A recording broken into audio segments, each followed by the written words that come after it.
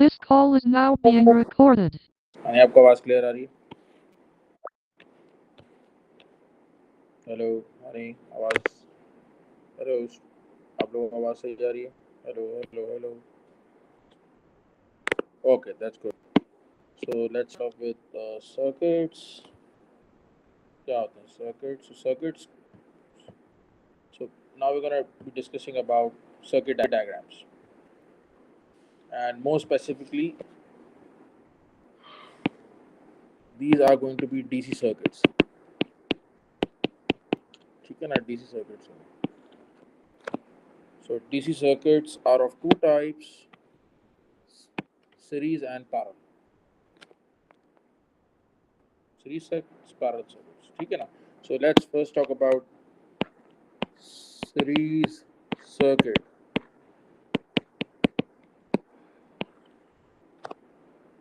All right. So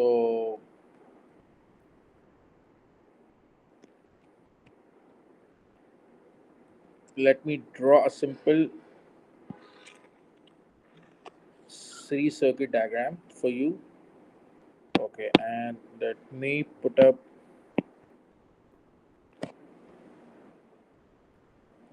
some components. Okay, here we go. This. Okay, and we have over here this. Okay, ठीक है ना? अच्छा, यहाँ पे we have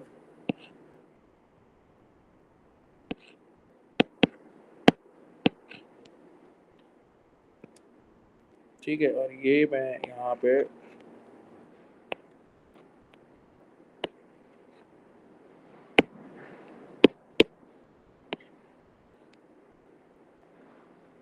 and over here,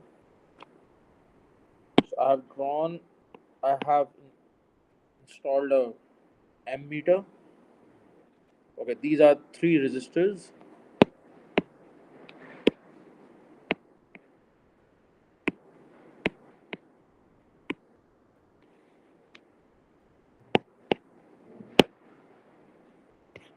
Alright, these are three resistors having resistances as R1, R2, and R3. Alright, this is the ammeter, and okay, the current is going to be flowing on this circuit diagram. You're going to be marking the direction you're going to be marking the conventional current, which is directed from the positive terminal to the negative terminal.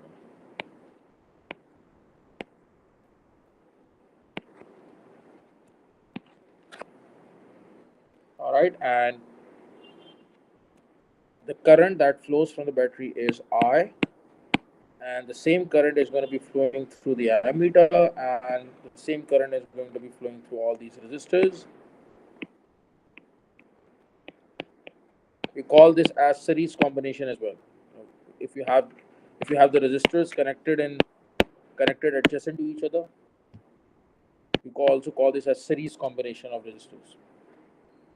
All right, and the current is the same flowing throughout the circuit, and this is just one single loop. So in a series circuit, uh, you have one single loop. All right, now but okay, uh, here is the EMF of the battery, E, or you may also write down as VT. इसको आप VT लिखो या E लिखो, बात एक ही है, ठीक है ना? Sometimes you're going to come across written over here as VT, that represents the total voltage जो कि सप्लाई हो रहा है by the battery. Otherwise कभी कभार इसको E से भी रिप्रेजेंट किया जाता है. Alright,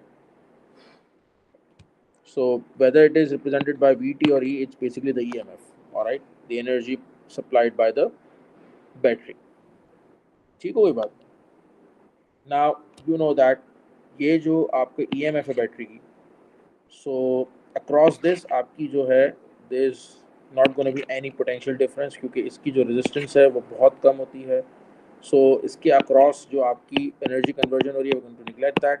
ये जो वायर के थ्रू फ्लो कर रहा है आपका, मे बी हो सकता है ये एक ही वायर हो सकता है ये अलग अलग पीसेस ऑफ वायर हो जो कि ज्वाइंट हुए हैं to form a single loop बारल, चाहे वो एक वायर है या मल्टीपल वायर्स हैं। करंट आपका फ्लो हो रहा है, वी आर अगेन अज्यूमिंग कि आपका जो है वायर्स के across there is no potential difference, कोई पोटेंशियल लॉस नहीं हो रहा, ठीक है ना।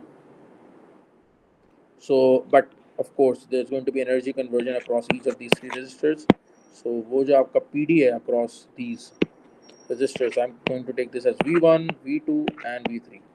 और ये जो आपका पीडी होगा ना across each of these three resistors, that is going to be in the same ratio as the ratio of the resistances।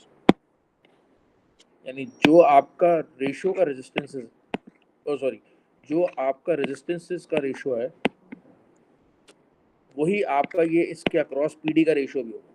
यानी कि अगर लेट सपोज ये रेजिस्टेंसेस तीनों इक्वल हैं तो ये तीनों पोटेंशियल डिफरेंस भी इक्वल होंगे। अगर ये तीनों रेजिस्टेंसेस आपका जो रेशियो है वो 1:2:1:2:3 के रेशियो में डिवाइडेड है, तो आपका जो पोटेंशियल डिफरेंस है वो भी आपका 1:2:3 के रेशियो में ही डिवाइड होगा। यानी कि जो EMF है वो आपका फिर इसी रेशियो में डिवाइड होगा जिस रेशियो में आपका रेजिस्टेंस होगा। ठीक हुई बात।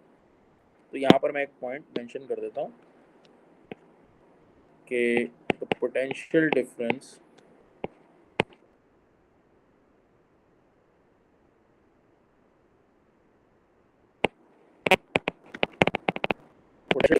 Cross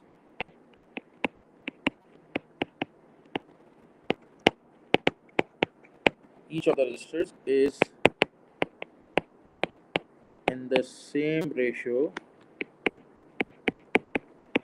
as the ratio of the resistance। Alright, ये बात तो होता है, सही है। अच्छा, उसके बाद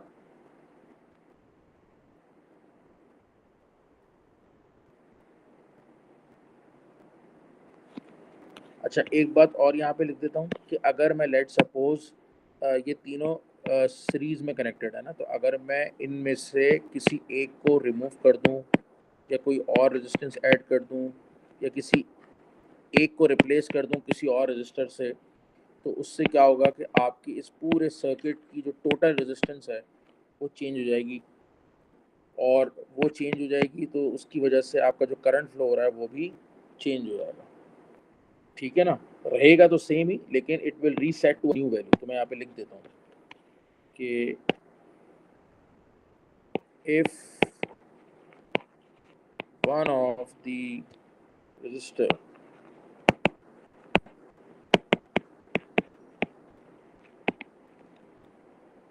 the current in the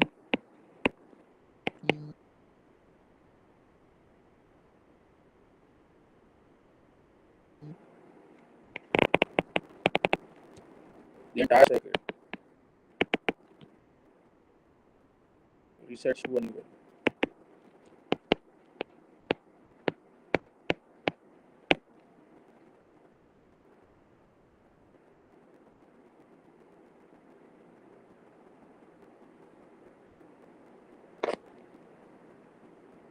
अच्छा, अब now let's write down the equation for resistance। how would you get the total resistance? अगर आपके ये जो है resistor सीरीज में कनेक्टेड है तो how would you get the total effective resistance of the circuit? तो उसके लिए हम इक्वेशन बनाते हैं। देखो हमारे पास जो टोटल वोल्टेज है या इसको हम E भी लिख सकते हैं, that is equal to V1 plus V2 plus V3। क्योंकि मुझे पता है कि ये जो है ना आपका EMF या जो टोटल वोल्टेज है यही आपका इधर अक्रॉस दीज रेजिस्टर्स डिवाइड हो रहा है। तो मैं ये कह सकता हूँ कि यार ये जो VT है आपका total that is equal to the PD across this plus this plus this, assuming के इसके अक्रॉस कोई वोल्टेज नहीं है और अक्रॉस द वायर्स कोई वोल्टेज नहीं है, ये हमारी अजम्पशन है।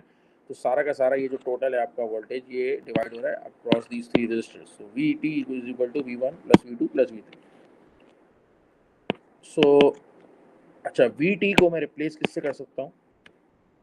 VT को मैं रिप्लेस कर सकता हूँ किससे? ये जो आपका करंट फ्लो हो रहा है बैटरी से, करंट जो फ्लो हो रहा है आपकी बैटरी से टाइम्स जो आपका टोटल रेजिस्टेंस है, बिकॉज वी लर्न प्रीवियसली कि आपका जो है R क्या होता है, इज V ओवर I, तो V is equal to IR ना।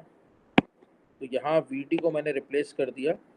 Now VT is the voltage supplied by the battery, so that is going to be equal to the current supplied by the battery times the total resistance जो है आपकी circuit is equal to V1, which is the PD across R1. So that's going to be equal to the current flowing through R1, which is I, times the resistance of R1, which is R1.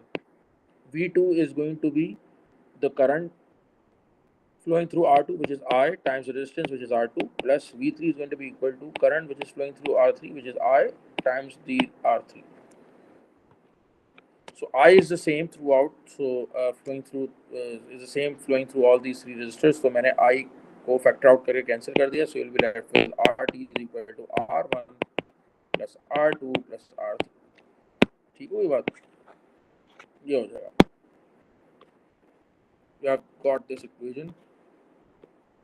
इसका मतलब ये है, इसका मतलब क्या है? इसका मतलब क्या है?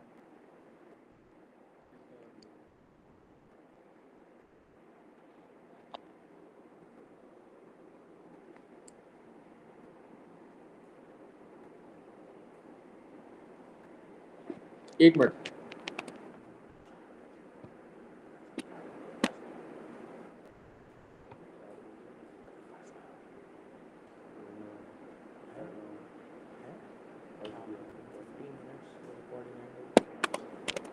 ऑलराइट, सो ये आपकी जो है ना इक्वेशन आ गई है for total resistance.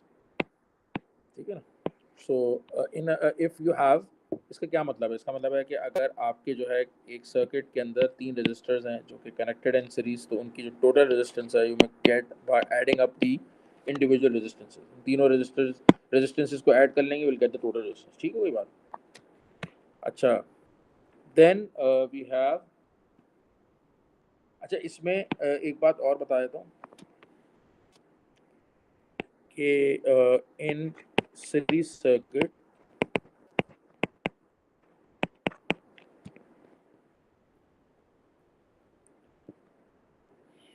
In series circuit the effective resistance, जो आपकी इफेक्टिव रेजिस्टेंस है ना, ये जो टोटल रेजिस्टेंस है वो आपकी बढ़ती रहती है. आप यहाँ पे इन सीरीज रेजिस्टर्स ऐड करते जाएं तो आपकी जो इफेक्टिव या टोटल रेजिस्टेंस है वो बढ़ती जाएगी. So in series circuit the effective resistance increases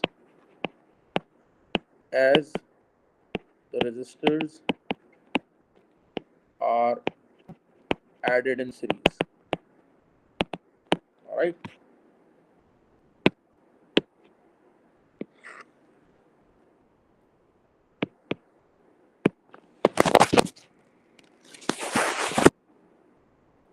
अच्छा, उसके बाद you have parallel circuit.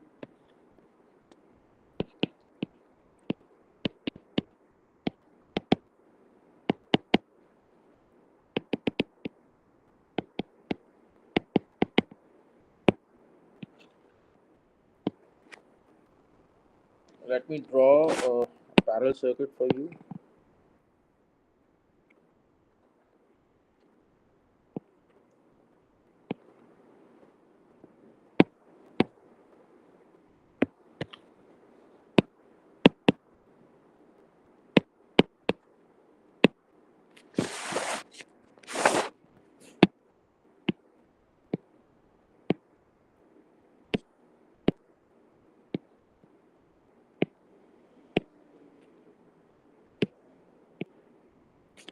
ठीक है ना.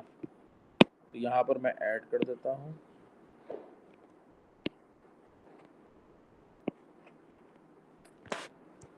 This is R1, R2, R3 और यहाँ पे मैं ऐड कर देता हूँ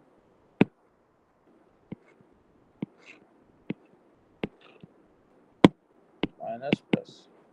आपका ये जा रहा है. Now these are the junctions. तो यहाँ से आपका करंट फ्लो कर रहा है आई, जो कि यहाँ इस पॉइंट पे आके हो जाएगा डिवाइड। अब इसका कुछ प्रोपोर्शन R1 के थ्रू फ्लो करेगा, I am gonna take that as I1। फिर यहाँ से जो रिमेनिंग है वो फ्लो करेगा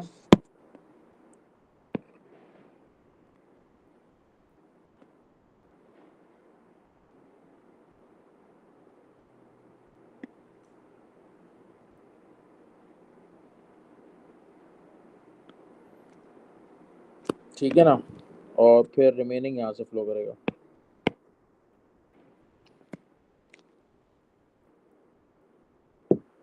तो यहाँ से जो फ्लो कर रहा है आपका वो है I2, और फिर जो रिमेनिंग है वो यहाँ से फ्लो कर रहा है I3, और and then all of three, फिर ये तीनों यहाँ, ये तीनों as a going to flow through these branches, ये ब्रांचेस जैसे आपके तीनों करंट्स फ्लो करेंगे, they are going to recombine at this junction and become equal to I, and then that is going to flow back into the negative term। ठीक है कोई बात, this is gonna happen। और now आपके पास यहाँ पे this is VT, इसको E से भी रिप्रेजेंट करते हैं, EMF जैसे कहते हैं हम, ठीक है ना। और अब देखें ये जो R1 है, इसके जो एंड पॉइंट्स हैं ये आपके कनेक्टेड हैं विद द बैटरी। ये जो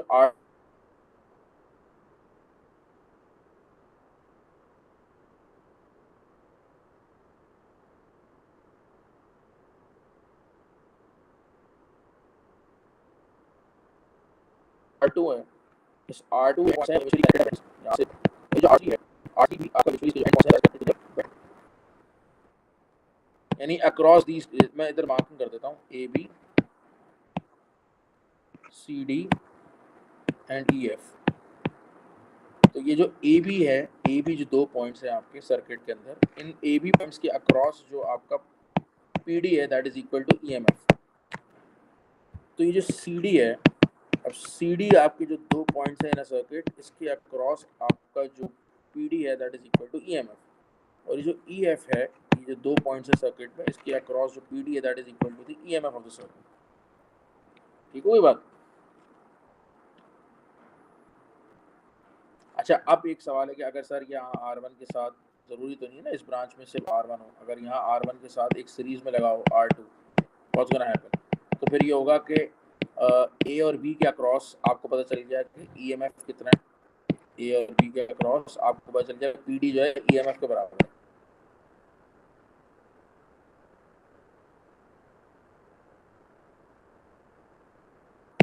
तो यानी A और B डिवाइड कर लें इन द सेम रेशियो, जिस रेशियो में रेजिस्टेंस है उस रेशियो में फिर आप इसको डिवाइड कर लें। बट अभी चूंकि हमें पता है कि इस ब्रांच में ये जो दो पॉइंट्स हैं आपके A और B ब्रांच जो है, इन दो पॉइंट्स के अक्रॉस आपका EMF, आपका जो PD है वो EMF के बराबर है। और सो दैट मीन्स कि आपका whole of that PD is going to be across R1, क्योंकि यहाँ और R1 के साथ इस ब्रांच में कोई और रेजिस्टर नहीं है। सिमिलरली CD के अक्रॉस जो आपका PD है वो सारा इक्वल टू EMF है, and all of it is also across R2। और E और F जो पॉइंट्स हैं उनके अक्रॉस जो PD है that is the same as equal to EMF। So that is also like you know all of it is the same across R3। ठीक है। अच्छा, इसमें क्या है, करंट सेम नहीं है, करंट डिवाइड हो रहा है but the potential difference same. So पहली बात, एक पॉइंट जिसके बारे में लिखेंगे हम वो है कि current is divided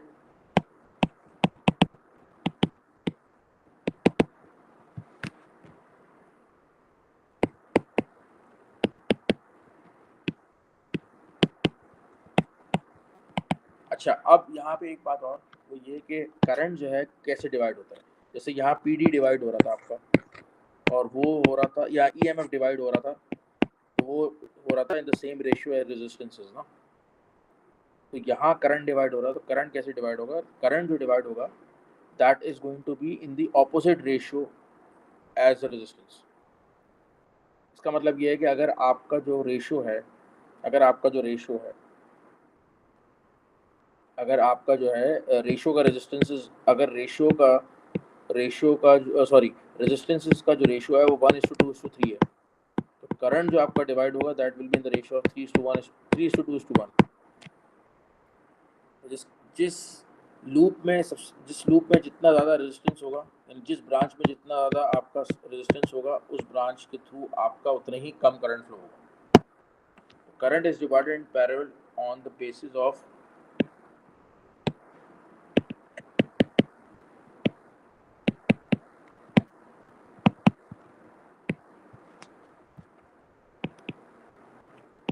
larger resistors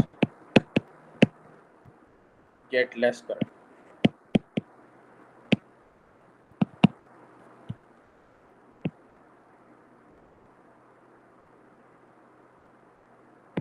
Smaller resistance get more current.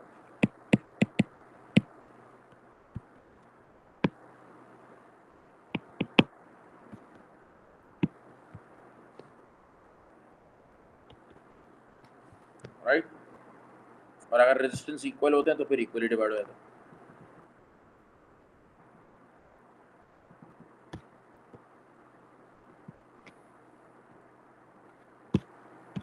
Okay, if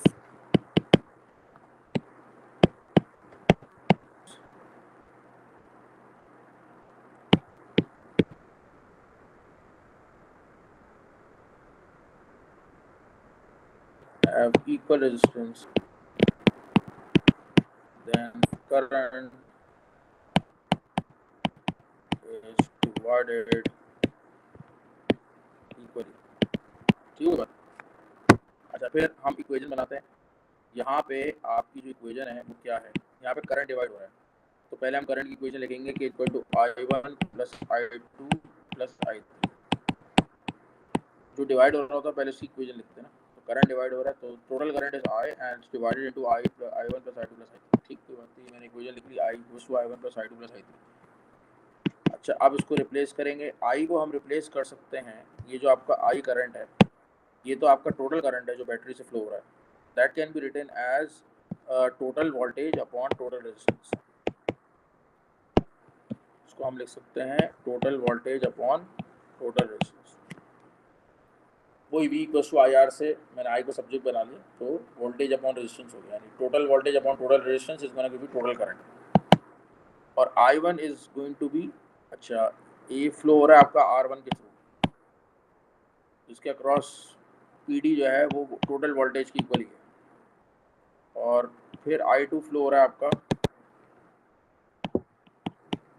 R2 के थ्रू, और इसके अक्रॉस भी PD टोटल वोल्टेज की इक्वल है। और फिर आपका फ्लो हो रहा है I3, हो रहा है R3 के थ्रू, और उसके अक्रॉस भी PD आपका टोटल वोल्टेज की इक्वल है। तो अगर मैं फैक्टर आउट करूँ VT कैंसिल हो जाएगा, सो आपकी जो रेजिस्टेंस की इक्वेशन है that is gonna be equal to 1/R1 plus 1/R2 plus 1/R3।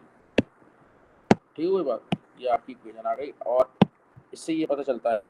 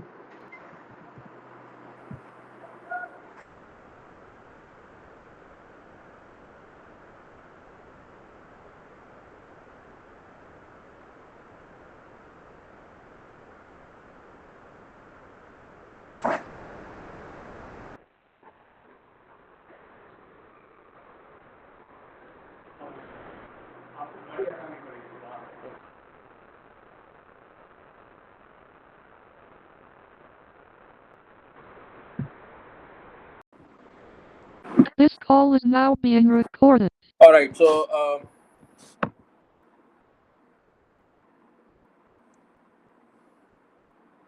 let me also mention. Okay, let's summarize.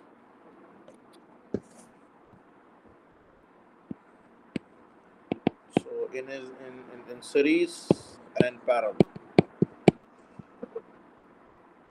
In series and parallel, current is same while voltage divides, and in parallel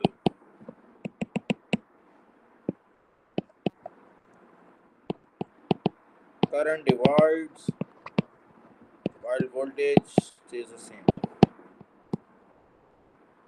Right? Summary. Now let me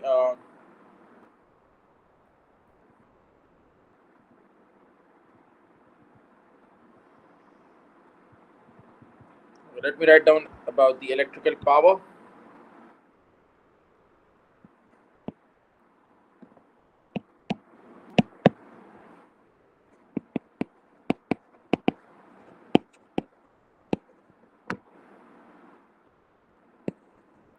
And electrical energy.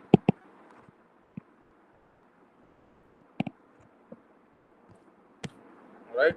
Electrical power and electrical energy.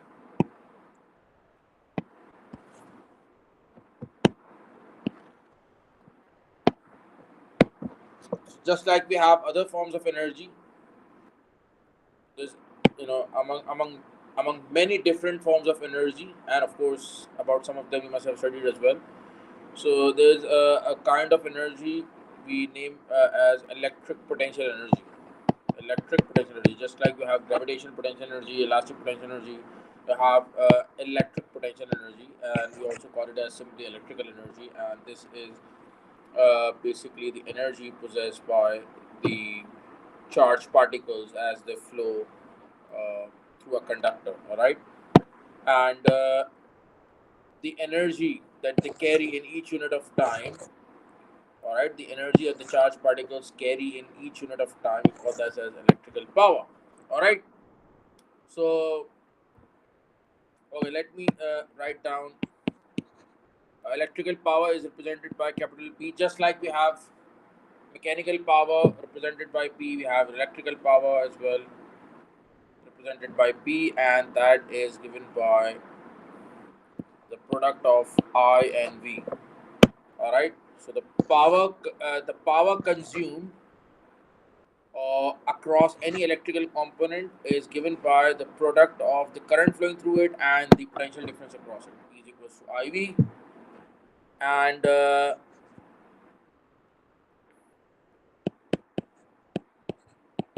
if V is equal to IR, then you will have you can replace you can replace V with IR, and so you're going to get P as I square R. So this is one equation for the electrical power. This is another equation for electrical power. All right, and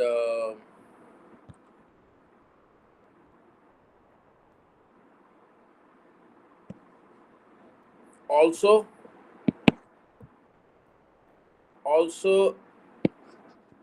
if I is equal to V over R, then P is going to be equal to I equals to V over R times V. So P is going to be equal to V square upon R. That is third equation for the electrical power. All right, and in fact we will be using all these equations in the questions. All right?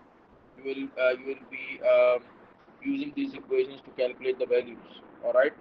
So right now I'm not using any numbers with these equations, but yes, very soon we're going to discuss question in this in which you will be having values for V and R, and you will be supposed to calculate the value of P, or you will be given, for example, the value of P and R, you will be supposed to calculate the value of V, and so on. So we'll be dealing with the numbers very soon in these equations, and not just in these equations, in fact in these equations as well, linked with the series and parallel circuits. All right.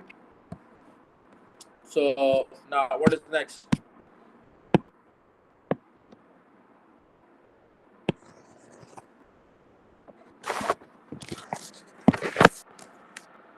Now then we have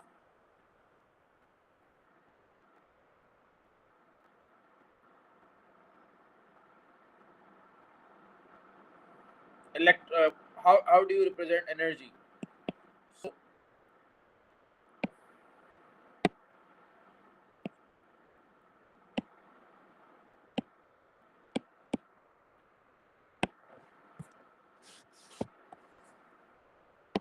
okay, energy is given by power into time. That's what we learned. Energy or the work done is equal to power into time. So let's derive equations for the electrical potential.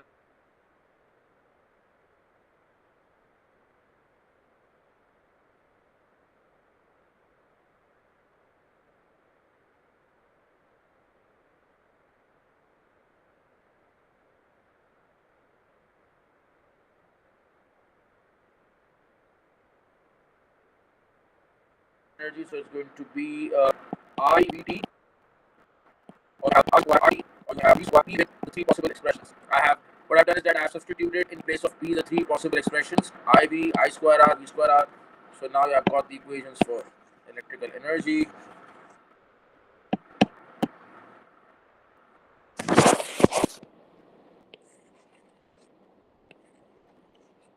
All right, here we go.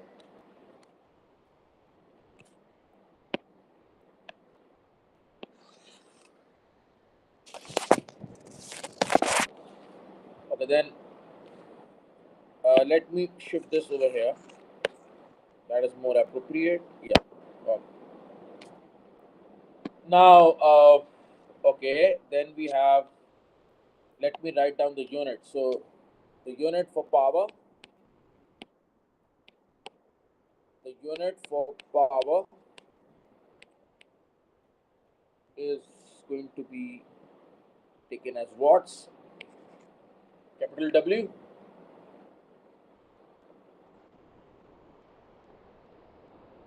All right. While for energy, there are two units. For energy, it is either going to be taken as joules. That this is watts. So either it's going to be taken as joules, or it is going to be taken as kilowatts hour. Let me write it down.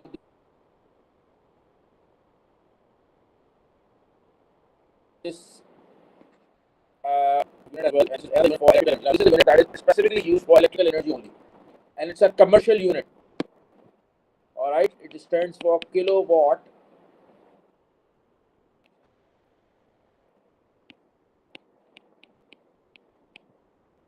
It stands for kilowatt hour, and it's a commercial unit for electrical energy. Remember, it's not a unit that is associated with all forms of energy. No, it is a commercial.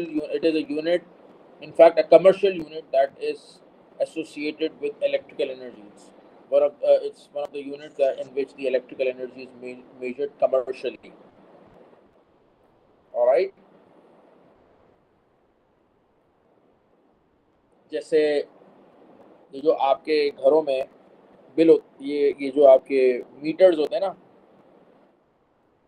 एक एक metre आता है आपका, जिसे हम joule metre भी कहते हैं, दैट मेजर्स एनर्जी। तो वो भी घरों में लगा होता है।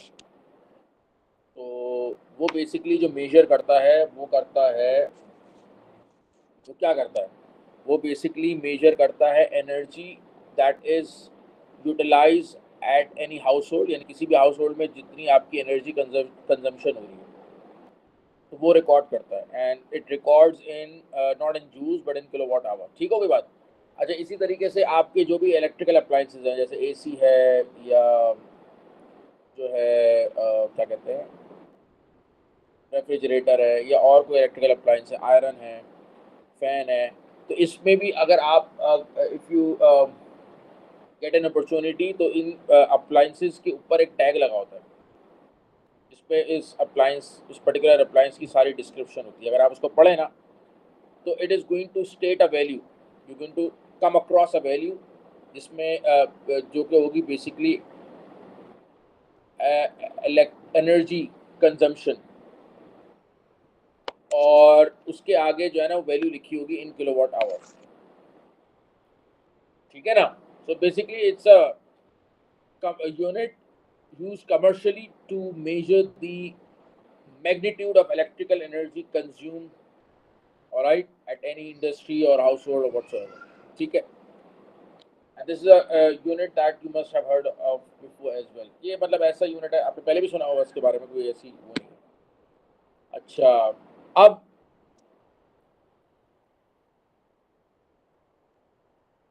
इसको मैं जरा थोड़ा सा ना वो बता देता हूँ आपको। देखो, आपका जो एनर्जी का फॉर्मूला होता है that is power into time. तो अगर आपकी पावर जो मेजर हो रही है, if that is in kilowatt and the time is measured in hours, तो आपकी जो एनर्जी जो मेजर होगी that will be in kilowatt hours. आई बात समझ नहीं?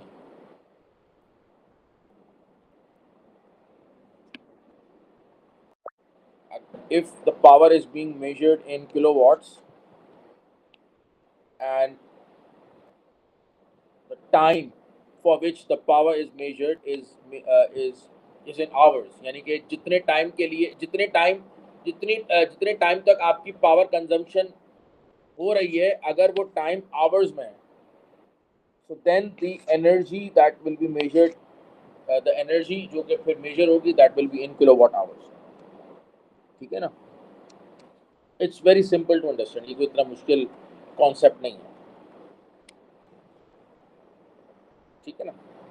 कितने किलोवाट ऑफ पावर आपकी जो है वो नंबर ऑफ आवर्स में कंज्यूम हो रही है, so that is what is equivalent to the energy in kilowatt hours. Alright? अच्छा, मैं इसके लिए पर्टिकुलरली एक एग्जांपल यहाँ पे लिख देता हूँ कि इफ एन इलेक्ट्रिक आयरन, और इसकी जो पावर है वो 1200 वॉट्स है। How much electrical energy in 1 second it consumes? 1200 joules. This is the power consumption of iron.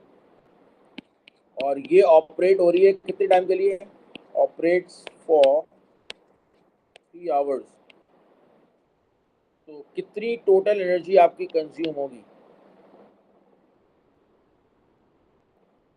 How much energy is going to be consumed by this iron if it operates at 3 hours? We are supposed to state that in kilowatt hour.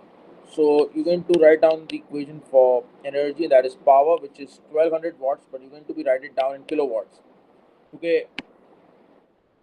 आपने जो energy calculate करनी है that is in kilowatt hours, so for that the power must be in kilowatts. और अभी ये जो आपको power given है वो वॉट्स में है, so you going to divide by 1000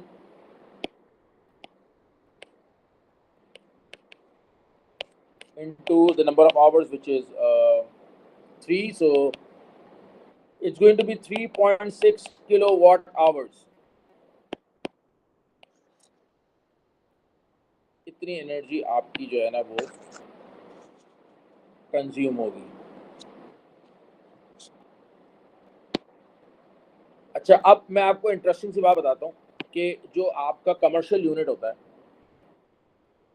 जिसे आपने सुना होगा कि सर ये यूनिट होते हैं ना आपके, यूनिट जो होते हैं आपके, जो रिकॉर्ड होते हैं आपके मीटर में, तो 1 यूनिट ऑफ इलेक्ट्रिसिटी जो कि आपका मीटर रिकॉर्ड करता है, that is equivalent to when 1 kilowatt hour of energy is utilized. समझिए आप, ये नॉलेज शायद आपको पहले ना हो। ये मैं आपको पाकिस्तान की बता रहा हूँ, मुझे नहीं पता कि I don't know about outside Pakistan. Pakistan के अंदर यही है। ठीक है ना? कि ये जो आपके इलेक्ट्रिकल मीटर्स जो कि इंस्टॉल्ड होते हैं आउटसाइड दी हाउस होल्ड, जो घरों के बाहर जो मीटर लगे होते हैं, तो इसमें जो नंबर ऑफ इलेक्ट्रिकल यूनिट जो रिकॉर्ड हो रहे होते हैं ना, तो मैं वो बता रहा हूँ कि when does a meter record 1 unit, या आप कहेंगे 1 unit of electricity is consumed when, यही कह लें 1 unit of electricity is actually equivalent to 1 kilowatt 1 kilowatt hour energy. यानी एक यूनिट आपका जो 1 यूनिट है आपका जो रिकॉर्ड हो रहा है, दैट इज इक्विवेलेंट टू जब आपकी 1 किलोवाट आवर एनर्जी के इक्विवेलेंट एनर्जी, आपकी इलेक्ट्रिकल एनर्जी यूटिलाइज होगी। समझ आई बात ही नहीं है।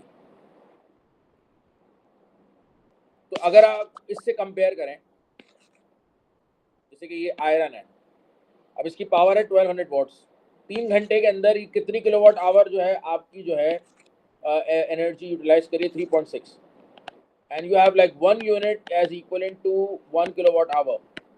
तो जब आपकी इतनी एनर्जी यूटिलाइज होगी तो कितने यूनिट्स होंगे? 3.6 units.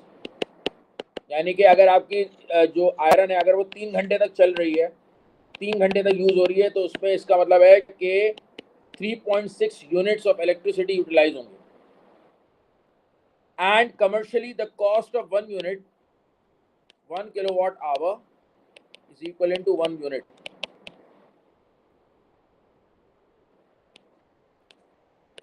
So cost of 1 unit, Pakistan में बिजली के 1 यूनिट की कॉस्ट अगर आप उसमें टैक्स वगैरह भी सब इंक्लूड कर लें तो लेट्स अज्यूम कि वो 45 रुपीज़ है।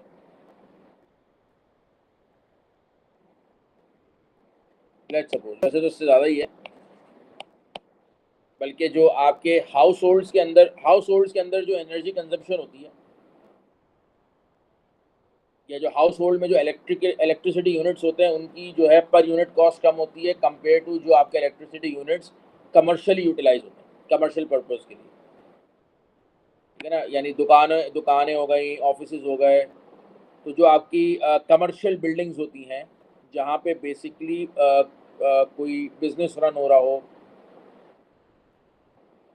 तो फॉर कमर्शियल बिल्डिंग्स जो है उसमें जो एक इलेक्ट्रिसिटी यूनिट की जो कॉस्ट होती है वो ज़्यादा होती है। तो मैं अभी फ़िलहाल टैक्स वगैरह इंक्लूड करके अज्यूम कर रहा हूँ 50, वैसे तो 50 से ज़्यादा है। घरों में जो आपके यूनिट होता है ना, इलेक्ट्रिसिटी यूनिट, उसकी 1 यूनिट की कॉस्ट टैक्स वगैरह इंक्लूड करके 50 रुपये से ज़्यादा ही होती है वैसे, क्योंकि कम होनी चाहिए लेकिन ज़्यादा ही है, तो सब क्या करें हमारे। तो बहरहाल मैं अज्यूम करता हूँ 50 रुपये। तो अगर आपकी जो है वो ये जो आयरन है अगर वो 3 घंटे तक यूज़ हो रही है तो उसमें आपकी जो एनर्जी कंज्यूम हो रही है वो है 3.6 kilowatt hour which is equivalent to 3.6 units. तो इसका मतलब ये है कि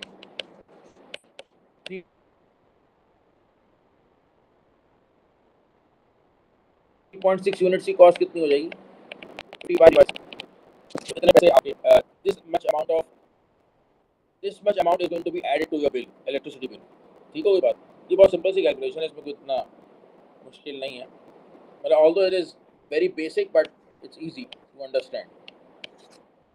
हो सकता है कि ठीक है, let me know if that is clear to all of you. Clear हो गया ये बात आसान है, इसको कोई मुश्किल काम नहीं।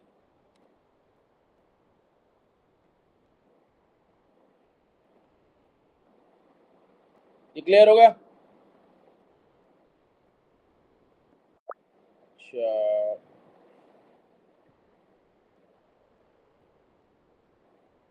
अब मैं आपको एक चीज़ और, ओके सॉरी मैंने आपका देखा नहीं था। क्लियर हो गया? मैं वो चैट ओपन नहीं थी। क्लियर हो गया आप लोगों को? जल्दी से बता दें, थम्स अप प्लीज अगर हो गया तो। Okay that's great. अच्छा देन वी हैव, अभी हम इससे रिलेटेड क्वेश्चन हमने करना है। This call is now being recorded. Okay today हमने जो कवर करना है ना, that is potential divider, potential divider मतलब ये भी एक सर्किट होता है, मतलब ये होता बेसिकली सीरीज सर्किट ही है। ठीक है ना, तो मैं यहाँ पे लिख देता हूँ वैसे, series circuit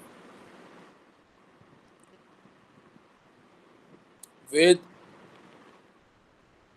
one fixed resistor and one variable resistor। ठीक है ना, ऐसा सीरीज सर्किट जिसमें आपका एक फिक्स रेजिस्टर इंस्टॉल्ड हो और एक वेरिएबल रेजिस्टर। ठीक है ना, ऐसे हम ऐसे सीरीज सर्किट को भी call it as potential divider. क्योंकि एक तो ये कि फर्स्ट ऑफ ऑल आपका ये एक सीरीज सर्किट है तो उसमें पोटेंशियल डिवाइड तो होगा, जाहिर सी बात है, जो आपका ईएमएफ है वो तो डिवाइड होगा ही, फिक्स रजिस्टर के अक्रॉस और वेरिएबल रजिस्टर के अक्रॉस, दोनों के अक्रॉस डिवाइड होगा।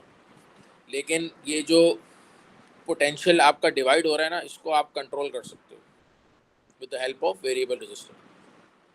ठीक है ना, क्योंकि वेरिएबल रजिस्टर वो आपका रजिस्टर होता है जिसकी रेजिस्टेंस वेरी हो सकती है।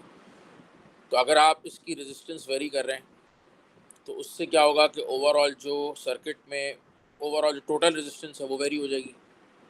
तो जो आपका ओवरऑल करंट जो फ्लो हो रहा है सीरीज सर्किट में वो वेरी हो जाएगा। वो वेरी हो जाएगा तो फिर दोनों रेजिस्टर्स के अक्रॉस जो पोटेंशियल जिस रेशियो में डिवाइड हो रही है वो चेंज हो जाएगी। ठीक है ना, that's how you can actually control the potential, the division of EMF. जो आपकी बैटरी जो वोल्टेज सप्लाई कर रही है, जो उसकी ईएमएफ है, तो वो किस तरीके से डिवाइड हो रही है in the circuit across fix register and variable resistor, तो वो आप कंट्रोल कर सकते हैं। किस रेशियो में डिवाइड हो रही है वो आप वेरी कर सकते हैं, वो कंट्रोल कर सकते हैं आप with the help of variable resistor, क्योंकि उसकी रेजिस्टेंस वेरी हो जाती है। ठीक है ना, तो मैं आपको इसको ड्रॉ कर देता हूँ। अभी तो खैर मैं आपसे सिर्फ बात कर रहा था, मैं इसको ड्रॉ शो भी कर देता हूँ।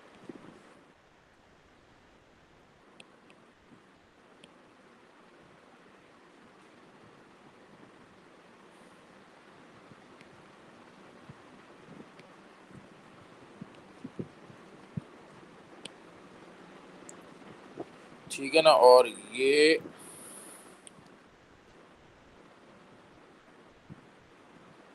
ऐसे मैं एक काम करता हूँ, पहले पूरा बना देता हूँ, फिर इसमें हम जो है ना वो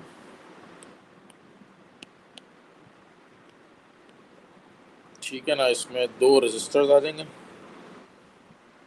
और बस। एम मीटर खैर मैं नहीं इंस्टॉल कर रहा, ज़रूरत नहीं है। सही है।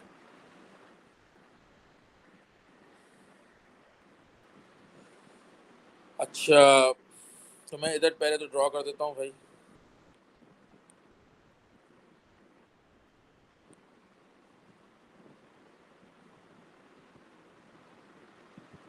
ठीक हो गई बात, और ये आपकी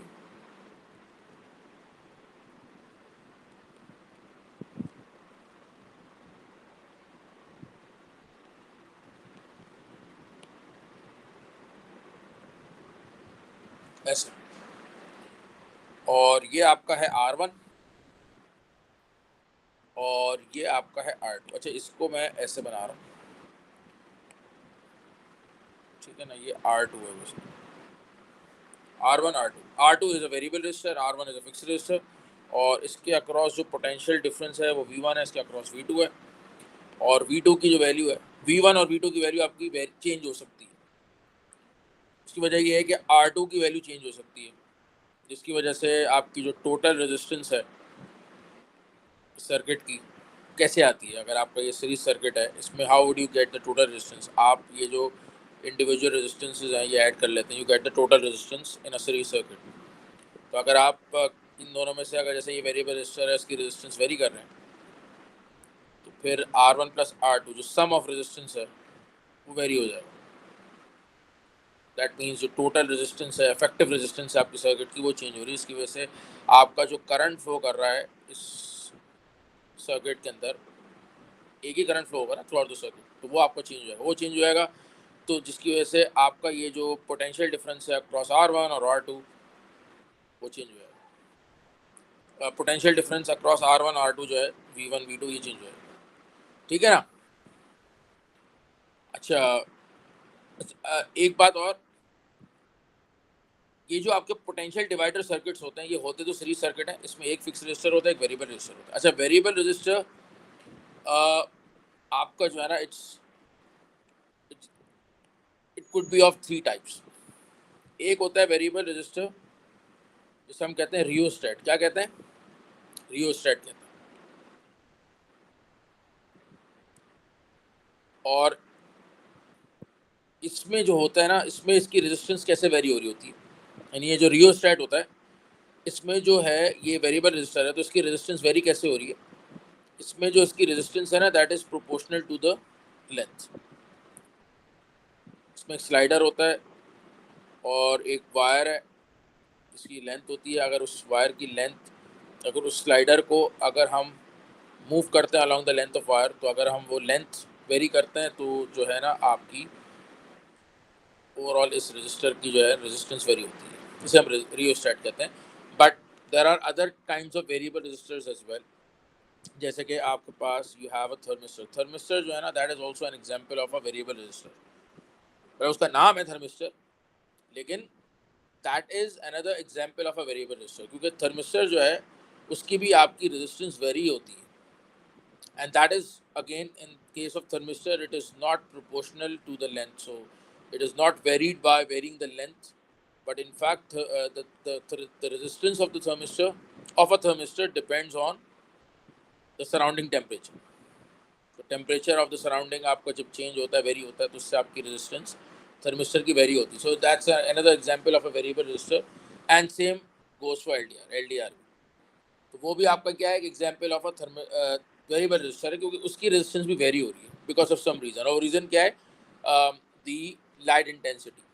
तो उसके अराउंड जो लाइट इंटेंसिटी है, अगर वो बढ़ जाती है या कम होती है, तो फिर उसकी जो रेजिस्टेंस है आपकी एलडीआर की, वो वेरी होती है। ठीक है ना? तो ये याद रखिएगा। तो एट द मोमेंट मैंने जो यहाँ वेरिएबल रेजिस्टेंस इंस्टॉल किया, दैट इज अ रियोस्टेट। अच्छा, मैंने यहाँ एमीटर नहीं इंस्टॉल किया, ज़रूरत नहीं है फिलहाल। और यहाँ पे मैं कुछ पॉइंट्स लिख देता हूँ, ठीक है? और वो पॉइंट क्या है कि इफ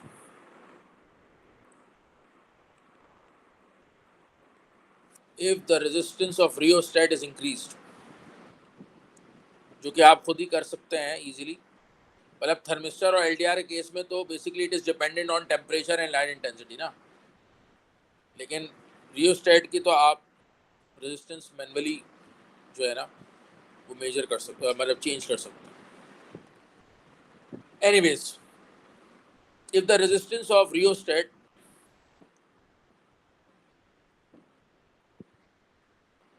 is increased,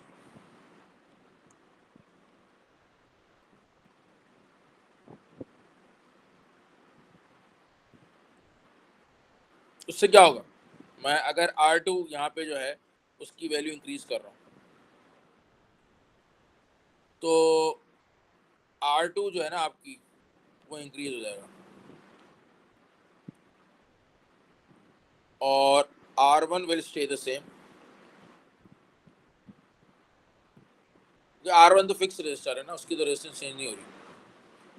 मीनवाइल जो आपका है, जो VT है, ये VT है, जो आपका EMF जिसे कहते हैं, उसको फिलहाल with in your scope of curriculum it may be presented by VT और E, but that stands for EMF, ठीक है? टोटल वोल्टेज, और सप्लाई वोल्टेज भी कहते हैं इसको। तो ये जो VT है ना, that also stays the same, ही नहीं चेंज होता,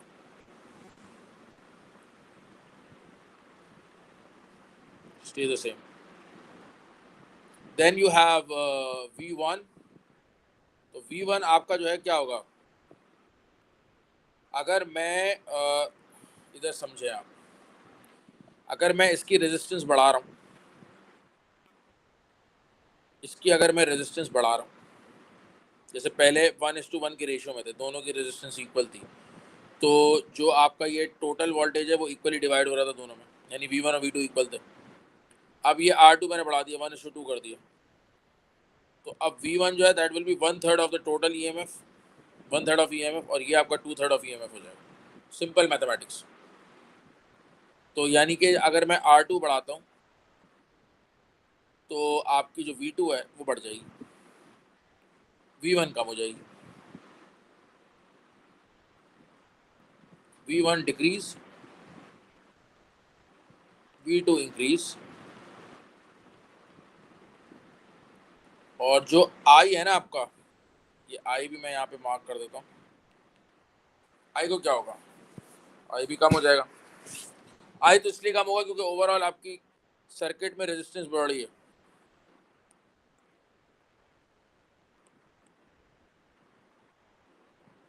एक मिनट यार, जस्ट सेकंड, आप लोग वेट करें जरा।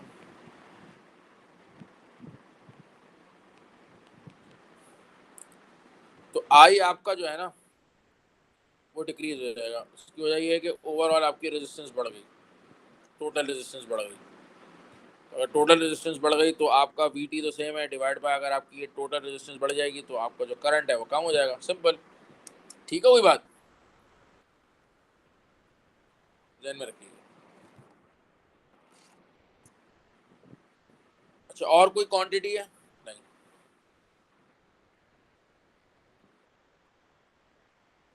इसके अलावा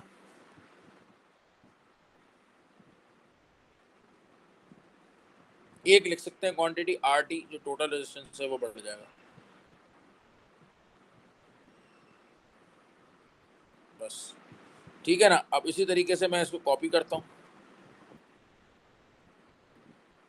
और मैं इसको बनाता हूँ नीचे। अब बस अब ये है कि रियोस्टेट की जगह मैं थर्मिस्टर लगा दूंगा, फिर तीसरा एक और बनाऊंगा, उसमें जो है थर्मिस्टर की जगह LDR लगा दूंगा। तो चले देखते हैं इसमें क्या होता है। मतलब ये इतना कोई डिफिकल्ट नहीं है समझना। तो एक काम करते हैं, ये हटाते हैं, ऐसे लगा देते हैं।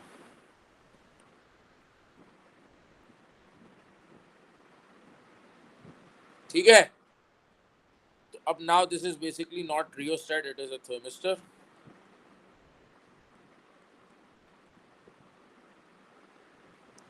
फिर मैं इधर एक और पेस्ट, इधर मैं कर देता हूँ LDR भाई।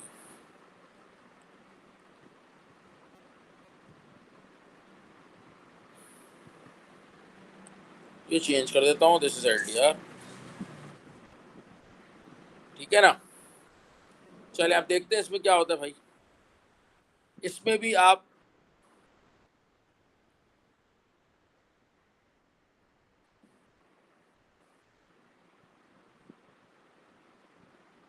अच्छा, R और जो रेजिस्टेंस है और जो सराउंडिंग टेम्परेचर है, इनके दरमियान इन्वर्स रिलेशनशिप है। टेम्परेचर अगर बढ़ता है, surrounding temperature, resistance will go down. ठीक है, एंड वाइस वर्सा, टेम्परेचर कम होता है, resistance will go up. So if the temperature of thermistor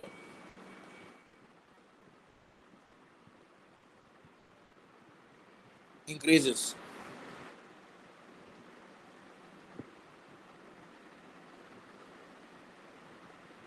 what's going to happen?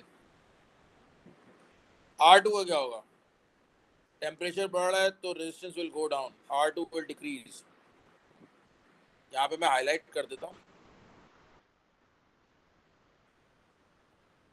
Increase हो रहा है, इंक्रीजेस की बात हो रही है, टेम्परेचर इंक्रीजेस की बात हो रही है पर्टिकुलरली। तो ये इस वजह से इसके अकॉर्डिंगली है। अगर आप टेम्परेचर डिक्रीजेस की बात होती तो फिर R2 बढ़ जाता। अगर R2 कम हो रहा है, R1 स्टे द सेम, तो जो RT है आपका वो विल कम हो जाएगा। ठीक है ना। अगर ये टेम्परेचर अगर ये रजिस्टर कम हो रहा है, अगर इस रजिस्टर की वैल्यू कम हो रही है, तो ओवरऑल जो आपकी टोटल रेजिस्टेंस है सर्किट की, कम हो जाएगी। फिर आ जाए आप V1, V2, VT। तो V1 जो है आपका वो क्या होगा? अच्छा, आपका इसके अक्रॉस रेजिस्टेंस कम हो रहा है, टेम्परेचर बढ़ा है, रेजिस्टेंस कम हो रहा है, तो V2 आपकी कम हो जाएगी। तो V1 ऑटोमेटिकली बढ़ जाएगी, क्योंकि इन दो रेजिस्टर्स के अक्रॉस जो आपके पोटेंशियल डिफरेंसेस है उनका सम VT के बराबर होना चाहिए, यानी इनका सम जो है वो आपका कांस्टेंट है, वो नहीं चेंज हो रहा। तो अगर एक बढ़ रही है तो दूसरी ऑटोमेटिकली कम होगी, और VT आपकी सेम रहेगी, वो सप्लाई वोल्टेज है वो सेम, और जो आपका करंट है आपका वो इंक्रीज हो जाएगा, क्योंकि ओवरऑल रेजिस्टेंस कम हो रही है सर्किट में, तो ओवरऑल करंट जो फ्लो होगा वो बढ़ जाएगा। ठीक है ना।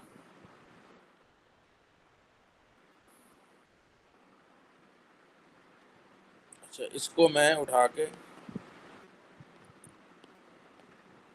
इधर ले आता हूँ, इसको इधर ले आता हूँ, और इसको इधर ले आता हूँ।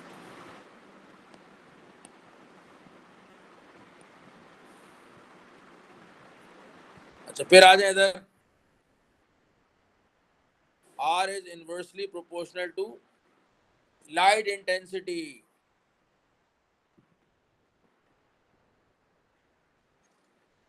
ठीक होगी बात। So if the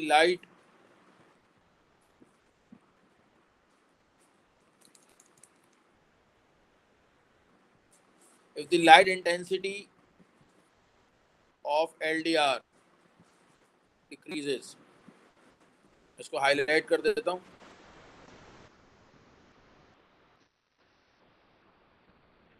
ठीक है,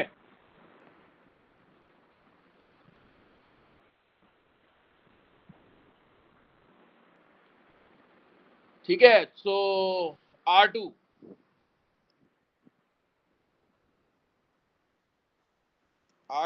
R1, RT। R2 को क्या होगा भाई, लाइट इंटेंसिटी डिक्रीज हो रही है तो R will go up। जहाँ temperature was going up, resistance was coming down।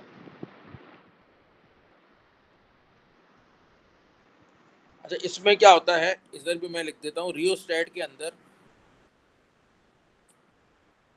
R is directly proportional to length।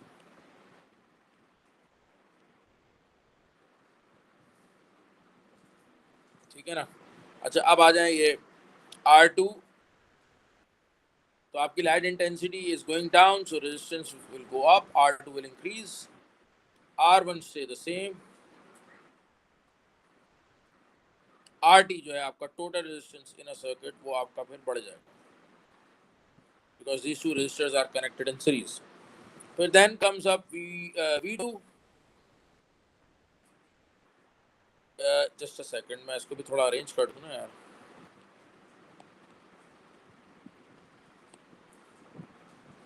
और इसको भी जरा,